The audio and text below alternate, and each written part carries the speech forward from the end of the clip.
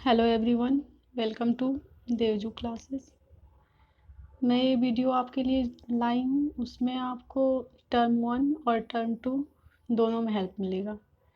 ठीक है, इसमें क्या है, कुछ पोएम है और उनके पोएट के नेम हैं और कुछ ट्रिक है जिससे कि हमको पता चल जाएगा कि ये स्टांजा जो हैं वो इसी पोएम के हैं।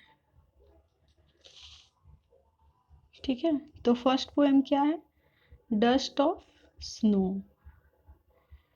इसके पोएट कौन है, रॉबर्ट फ्रॉस्ट। कौन है इसके poet, Robert Frost. The dust of snow के पोएट है रॉबर्ट फ्रॉस्ट। ठीक है, क्या कह रहा है poet, the way a crow shook down on me the dust of snow from a hemlock tree. एक कौवा है जो कि ट्री पे बैठा हुआ है, उसी के नीचे जो पोएट है वो बैठा हुआ है और वो सर्द हवाओं वाली मौसम है जिसमें कि आइस जो है वो पेड़ पे जम गया है। क्रो थोड़ी देर के लिए हिलता है और जिससे कि आइस जो है वो पोएट के सर के ऊपर गिर जाता है। Has given my heart a change of mood and saved some part of a day I had rued. जब वो आइस का पार्ट गिरता है पोएट के सर के ऊपर तो पोएट को वो बहुत मखमली टाइप से लगता है जिससे कि वो खुद को ताज़ा महसूस करता है। ठीक है, तो इस पोएम का नाम क्या है, डस्ट ऑफ स्नो। इसके पोएट हैं रॉबर्ट फ्रॉस्ट। अब हम लोग इसमें देखेंगे कुछ वर्ड जिससे कि हमें पता चलेगा कि ये इसी पोएम का पार्ट है। उस वर्ड को हम लोग याद ही कर लेंगे। ठीक है, जैसे कि फर्स्ट वर्ड है स्नो। अगर किसी भी स्टैंजा में स्नो आता है तो हम लोग बोलेंगे कि ये डस्ट ऑफ स्नो का पार्ट है। ठीक है, एक और क्या देखेंगे हम लोग, चेंज ऑफ मूड। अगर चेंज ऑफ मूड आता है तो भी हम लोग बोलेंगे ये डस्ट ऑफ स्नो का पार्ट है। तो डस्ट ऑफ स्नो में दो वर्ड कौन कौन से हैं, एक है स्नो, दूसरा है चेंज ऑफ मूड। इसे हम लोग याद कर लेंगे। अगर ये किसी भी पोएम अगर ये पोएम स्टांजा में दिखे स्नो और चेंज ऑफ मूड तो हम लोग बोलेंगे ये डस्ट ऑफ स्नो का पार्ट है, जिसके पोएट कौन है, रॉबर्ट फ्रॉस्ट। अब नेक्स्ट पोएम देखते हैं। नेक्स्ट पोएम कौन सा है, फायर एंड आइस। इसके पोएट कौन है, रॉबर्ट फ्रॉस्ट। ठीक है, क्या कह रहा है पोएम, सम से the word will end in fire, some say in ice, from what I have tasted of desire, I hold with those who favor fire। कुछ लोग कहते हैं कि जो दुनिया है वो आग के लपटों के साथ ही खत्म हो जाएगी और कुछ लोग कहते हैं कि ये बर्फ से खत्म होगी। ठीक है, मनुष्य की जो इच्छा है वो कभी पूरी नहीं होती है, उसे कुछ ना कुछ चाहिए ही होता है।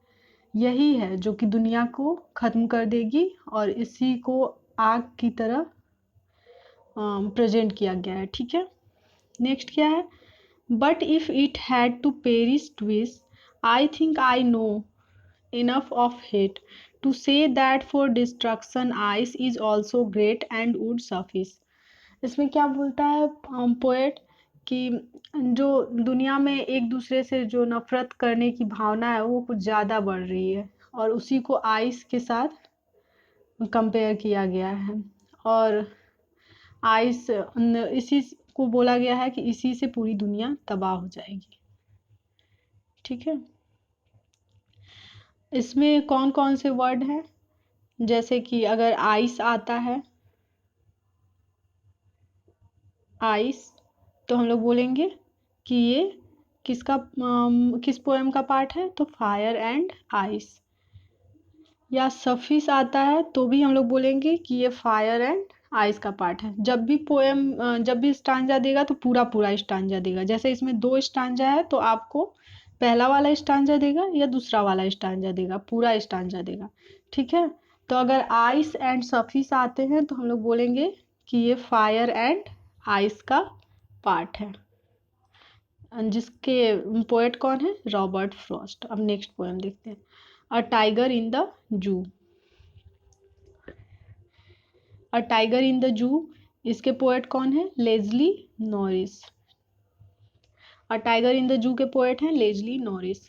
क्या कह रहा है poet, he stalks in his vivid strips the few steps of his cage on pads of velvet quiet in his quiet rage। ठीक है, इस he should be lurking in shadow sliding through long grass near the water hole where plump deer pass। ठीक है, इसमें जो एक tiger है उसके जू में रहने और जू से बाहर रहने के बारे में बात किया गया है, कि वो जू में रहता है तो क्या करता है और जू के बाहर रहता है तो क्या करता है। अगर वो जू के बाहर रहता है तो ये क्या करता है, बड़ी बड़ी घासों में टहलता है, वाटर होल के पास जाता है और क्या करता है, हिरन का शिकार कर सकता है। ठीक है, और नेक्स्ट क्या है, he should be snarling around house at the jungle edge baring his white fangs his claws terrorising the village. वो क्या कर सकता है, जंगल में जा सकता है, गांव में आतंक फैला सकता है। But he is locked in a concrete cell, his strength behind bars stalking the length of his cage ignoring visitors. जब वो जू में रहता है, पिंजरा में रहता है, तो वो सिर्फ क्या करता है, ह्यूमन बींग्स को खुश कर सकता है। ठीक है, उन्हें मनोरंजन दे सकता है। ठीक है, he hears the last voice at night the patrolling cars and stare with his brilliant eyes at the brilliant stars। अब इसमें हम लोग कुछ वर्ड देखेंगे जिससे कि हमें पता चलेगा कि ये और टाइगर इन द जू का पार्ट है। कौन कौन से वर्ड है, स्ट्रिप्स। अगर स्ट्रिप्स आता है तो हम लोग बोलेंगे कि ये टाइगर इन द जू का पार्ट है। ठीक है, अगर वाटर होल आता है तो हम लोग बोलेंगे कि ये टाइगर इन द जू का पार्ट है। अगर जंगल एज आता है तो हम लोग बोलेंगे ये टाइगर इन द जू का पार्ट है। अगर केज आता है तो भी हम लोग बोलेंगे कि ये टाइगर इन द जू का पार्ट है। पेट्रोलिंग कार्स ये आता है तो हम लोग बोलेंगे कि ये टाइगर इन द जू का पार्ट है। अब देख लेते हैं हम लोग एक बार कि कौन कौन से वर्ड आएंगे, तो हम लोग बोलेंगे कि ये टाइगर इन द जू का पार्ट है। स्ट्रिप्स, वाटर होल, जंगल एज, केज, पेट्रोलिंग कार्स। ठीक है, और टाइगर इन द जू के पोएट कौन है, लेज़ली नॉरिस। नेक्स्ट पोएम देखते हैं, how to tell wild animals. If ever, इसके पोएट कौन है, इसके पोएट हैं Carolyn Wells. Carolyn Wells. How to tell wild animals के पोएट कौन है, कैरोलिन वेल्स। क्या कह रहा है poet, if ever you should go by chance to jungles in the east, and if there should to you advance a large and tawny beast, if he roars at you as you are dying, you will know it is the Asian lion। अगर कभी भी आपको पूर्व की ओर जंगल में जाने का मौका मिले, ठीक है, और बहुत ही जोर से दहाड़ने की आवाज सुनाई दे, तो आप समझ लेना कि वो क्या है, Asian lion. Or if sometime when roaming around a novel wild beast greets you with black strips on a yellow ground, just notice if he eats you। This simple rule may help you learn the Bengal tiger to discern। ठीक है, अगर कभी भी आपको पीली खाल में black black धारीदार वाला कुछ दिखे और आप नोटिस करें कि वो आपको खा जाएगा, तो आप सीधे समझ लीजिएगा कि वो कौन है, the Bengal tiger. If strolling forth a beast you view whose hide with spots is papered. As soon as he has leapt on you, you will know it is the leopard. It will do not good to roar with pain. He will only leap and leap again. अगर आपको कहीं पे कोई धब्बेदार कुछ दिखे और वो उतनी अच्छे से गरज ना सके, सिर्फ दौड़े, तो आप समझ लेना कि वो लेपर्ड है। ठीक है, नेक्स्ट क्या है?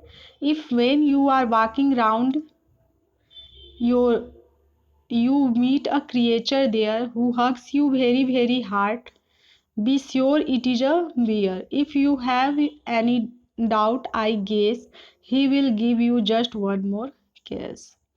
अगर आप कभी टहल रहे हैं और आपको आप ही के टाइप से कोई दिखे और आपको बहुत ही टाइटली हग करे, गला मिले, तो आप समझ लेना कि वो बियर है। अगर आपको कभी मीन्स आपको अगर डाउट होता है और वो फिर से आपको जोर से क्या करेगा, गला मिलेगा। ठीक है, तो आप समझ लेना कि वो बियर है।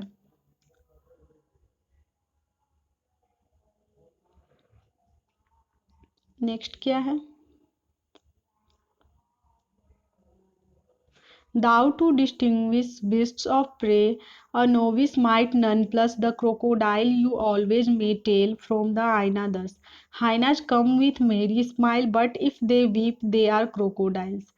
अगर आपको कहीं पे भी स्माइल करता हुआ कोई एनिमल मिले तो समझ लेना कि वो लकड़बग्घा है, और अगर रोता हुआ मिले तो वो मगरमच्छ है। ठीक है, the true chameleon is small, a lizard sort of thing. He has not any ears at all and not a single wing. If there is nothing on the tree, this the chameleon you see. यहाँ पे गिरगिट जो कि छोटा सा है और वो लिजार्ड की तरह नहीं है, उसके छोटे छोटे कान नहीं है, फिर भी वो सूंघ सकता है और वो पेड़ पे रहता है, तो वो क्या है? गिरगिट है। ठीक है, इस पोएम के how to tell wild animal, इसके पोएट कौन है? Carolyn Wills. ठीक है, कैरोलिन विल्स। अब इसमें हम लोग देख लेंगे कुछ वर्ड जिससे कि हमको पता चले कि ये इसी पोएम का पार्ट है।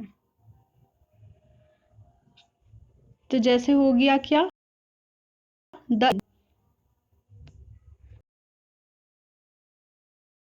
तो वो how to tell wild animals.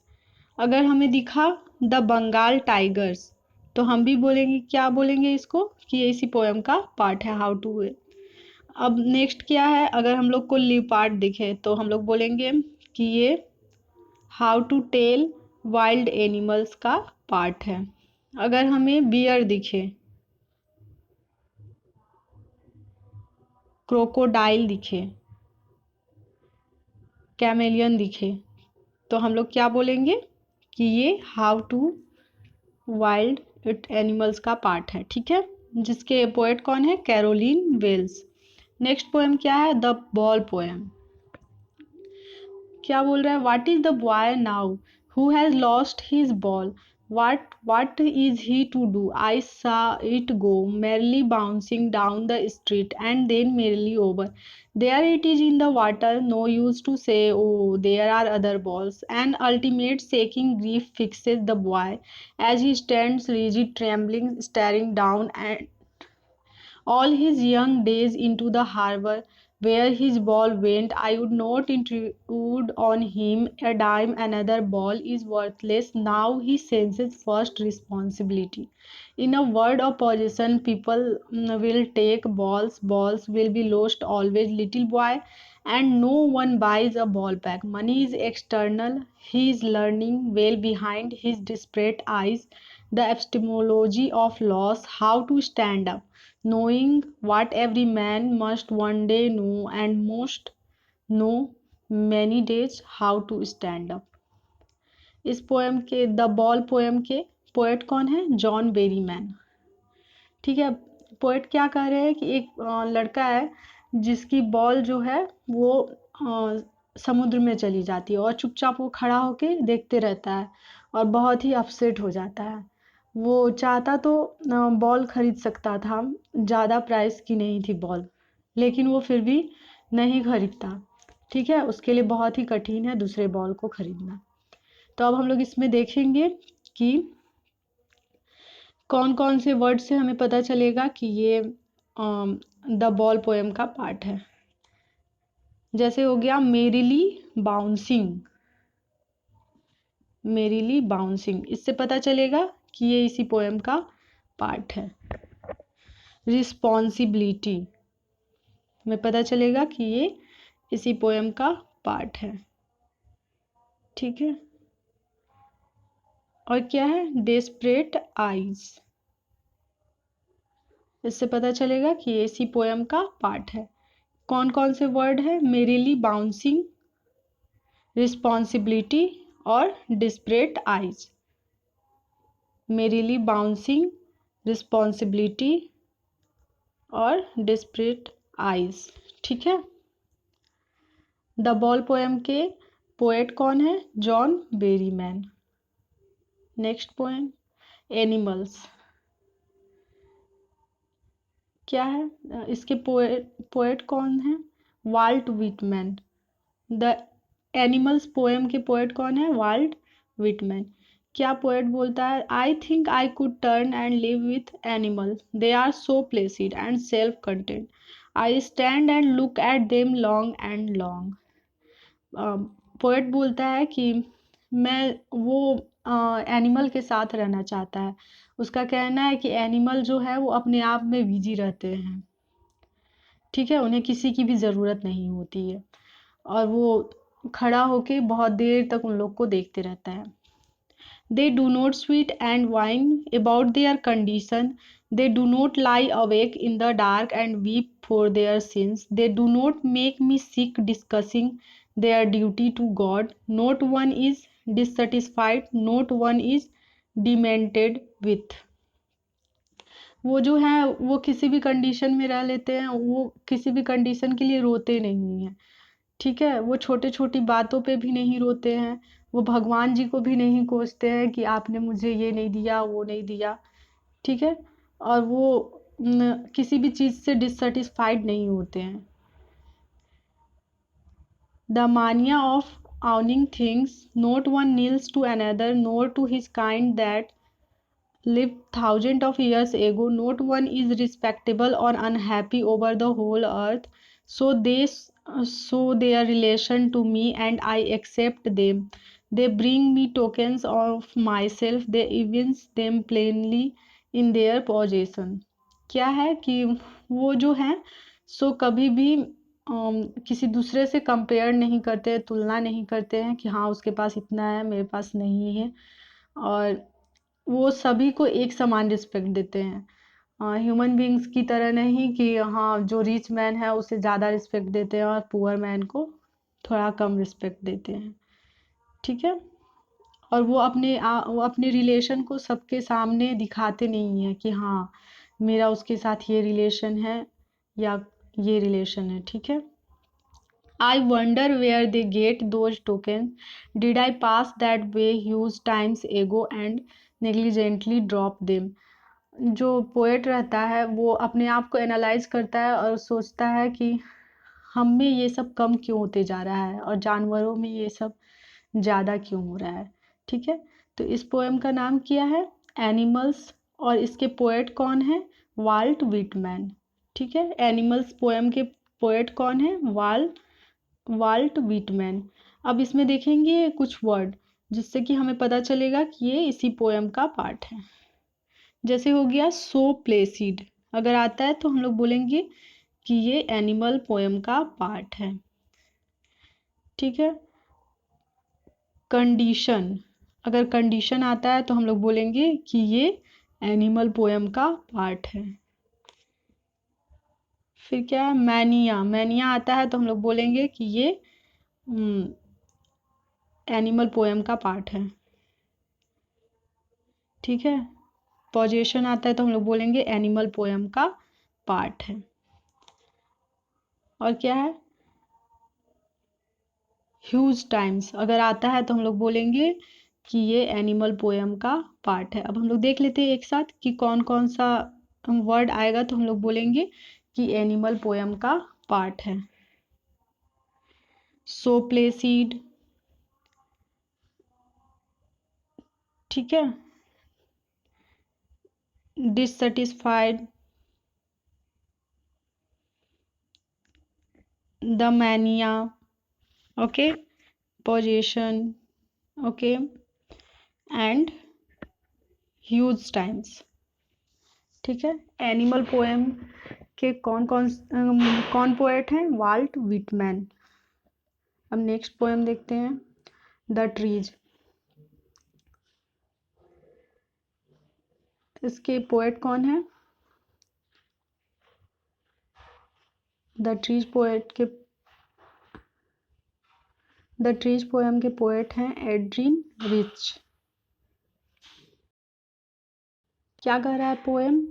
The trees inside are moving out into the forest that was empty all these days, where no bird could sit, no insect hide, no sun bury its feet in shadow. The forest that was empty all these nights will be full of trees by morning. जो trees जो है वो क्या हो रहे हैं? Moving हो रहे हैं फॉरेस्ट की ओर, ठीक है। और जो फॉरेस्ट बहुत दिनों से खाली पड़ा हुआ था, वहाँ पे कोई पक्षी बैठ भी नहीं रहे थे, कोई इंसेक्ट जो है वो छुप नहीं रहे थे। तो जो फॉरेस्ट पूरी रात खाली है वो सुबह तक भर जाएंगे। All night the roots work to disengage themselves from the cracks in the veranda floor. The leaves strain towards the glass, small twigs stiff with exertion, long cracked boughs shuffling under the roof like newly discharged patients, half days moving to the clinic doors. जो roots हैं वो पूरी रात बाहर जाने के लिए काम कर रहे हैं, वो बहुत बल लगा रहे हैं, और ये सब दिख रहा है क्या? वेरेंडा फ्लोर पे जो क्रैक्स आए हुए हैं उससे, ठीक है। वो इस टाइप से दिख रहे हैं जैसे कोई पेशेंट डिस्चार्ज होता है हॉस्पिटल से, उस टाइप से। I sit inside doors open to the veranda, writing long letters in which I scarcely mention the departure of the forest from the house. The night is fresh, the whole moon shines in a sky still open. The smell of leaves and lichen still reaches like a voice into the rooms. Poet जो है वो क्या करती है? बैठी हुई रहती है वैरेंडा में दरवाज़ा खोल के, और लंबी लंबी लेटर लिखती है, उसमें मेंशन करती है ट्रीज के बारे में। मून जो है वो स्काई में बहुत ही सफ़ेद दिख रहा है, चमक रहा है, और पत्ते और लाइकेन के जो स्मेल हैं वो चारों तरफ बिखेर रहा है, ठीक है। My head is full of whispers which tomorrow will be silent. Listen, the glass is breaking, the trees are stumbling forward into the night winds rose to meet them. The moon is broken like a mirror, its pieces flash now in the crown of the tallest oak. जो moon है वो जैसे glass brick होते हैं उस type से टुकड़ों में टूट गए हैं, और वो जो टॉलेस्ट ओक है वो उसमें वो टुकड़े लग रहे हैं क्राउन की तरह, ठीक है। अब इसमें देख लेंगे कि कौन कौन से वर्ड हैं जिससे कि हमें पता चलेगा कि ये इसी पोएम का पार्ट है। तो हो गया इंसेक्ट हाइड, तो हम लोग समझेंगे कि ये द ट्रीज के पार्ट है, ठीक है। वेरेंडा फ्लोर हम लोग समझेंगे कि ये ट्रीज पोएम के पार्ट है। और क्या है? Moon science lives and like, ठीक है। तो हम लोग समझेंगे कि ये द ट्रीज के पार्ट हैं। और क्या है? टॉलेस्ट ओक, इससे भी हम समझेंगे कि ये द ट्रीज पोएम के पार्ट है। द ट्रीज के पोएट कौन है? एड्रीन rich. Thank you for the watching. अगर आपको वीडियो अच्छा लगे तो लाइक करें, कमेंट करें, शेयर करें। चैनल पे पहली बार आए हैं तो सब्सक्राइब करें। Thanks for watching.